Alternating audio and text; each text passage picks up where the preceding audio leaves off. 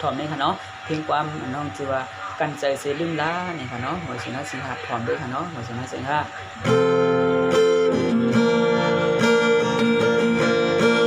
สอนวนถึงอยู่เมื่อค่ำคืนหาสองก็นั่งอูบกันเห็นมุงตัวเลื่อนเลี้ยงเล่เล่าอ่อนเขา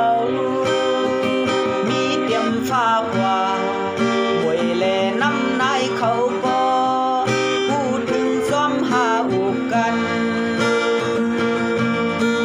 อำทางเอเลยผ่านยันกันคืนย้อนเปิงเงินเล่หยาบใสสู่เล่เฮาส่งยิ้มมือก็อย่าเล่มันหือคึมลาภายพ่อแม่นางอำเกือดักเฮอหายันผาดกันอำเป็นสังน้องสายเฮาดีข้างวีภายพ่อแม่นางดีกาดเย็นสาใจเมื่อกว่าแลเปติดใจสมสายอยู่ยิ่งน้องอ่อนน้อยกันใจเสลืมลองตั้งหักหากว่าลาสายวนสวนหันเมียนคืนวางมือหาสองเกี่ยวมน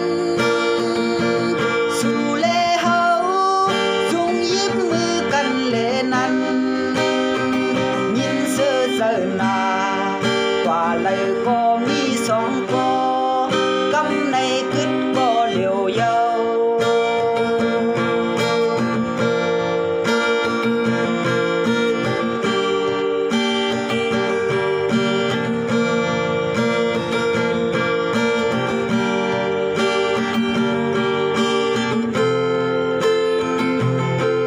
อำทาง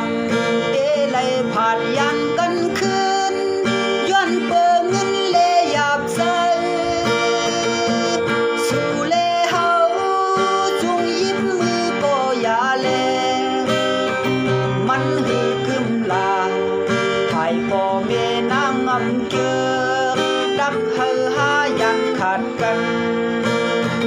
อำเป็นสังน้องสายเฮาดีข้างวีภายพ่อแม่นางดีกาดเย็นชาใจเมื่อกว่าแลเปติดใจจ้องสายอยู่ยิ่งน้องอ่อนน้อยกันใจเสลืมลองตั้งหักหากว่าลา